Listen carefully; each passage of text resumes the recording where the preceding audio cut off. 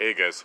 Alright, so the video down below is from Mark Dice, and he was talking about a number of things, including the soft coup against our duly elected president, as well as Elizabeth Warren's new tax plan.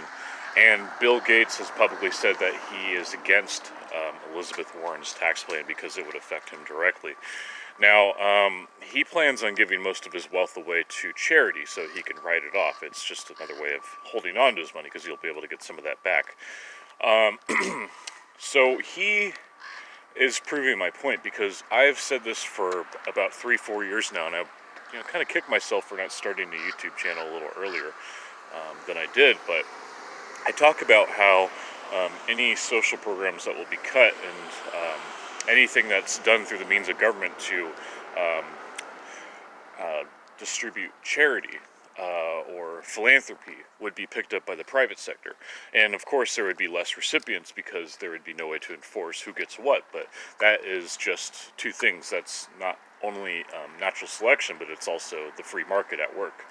So I would also want to say too about Elizabeth Warren, I mean, she would inevitably move her wealth overseas if she were to, excuse me, if she were to put this tax plan into effect, because she doesn't want to lose her money. I mean, she's basically an opportunist. She wants to mimic Bernie Sanders in a lot of ways, in terms of trying to pick up the younger vote. And a lot of the younger people that tend to lean left, they think that the rich has the top 1%, they have too much wealth and it needs to be given to the poor people.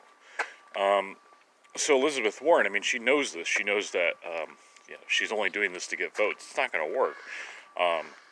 And let's just face it with Elizabeth Warren. I mean, she's a total, she's really out of touch. I mean, she did a live stream in her kitchen drinking beer and turned to her husband and said, "Oh, thank you for being here." It's like, that's his home, dude. Come on. And her along with Beto, I mean, they're both very cringy. So they're both kind of like a how do you do, fellow kids candidates. But yeah, I just I'm kind of taking a victory lap here because I think I was right about philanthropy and charity and how the private sector would pick it up even though the government isn't distributing that. And I think that's actually more of a popular idea, and especially the younger folks, they're going to realize this one day. They're going to realize, well, these tax plans that they're talking about, this is going to affect me too.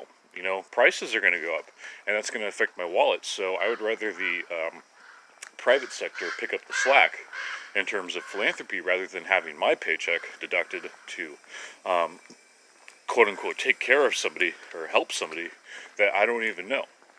In fact, I would rather give, and me personally, I would rather give $1 out of my wallet to a homeless person here in Santa Cruz rather than have that dollar taken out of my paycheck and given to some homeless guy in New York City or Detroit. I think most people would probably prefer that, but I think there's a large amount of virtue signaling that is occurring amongst those on the left. They want to seem like they're really woke and really good people, maybe because they're kind of bad people underneath. That's a whole nother topic for a whole nother video, but yeah, it's just these people don't realize what a stupid idea it is to advocate for candidates that are going to raise your taxes.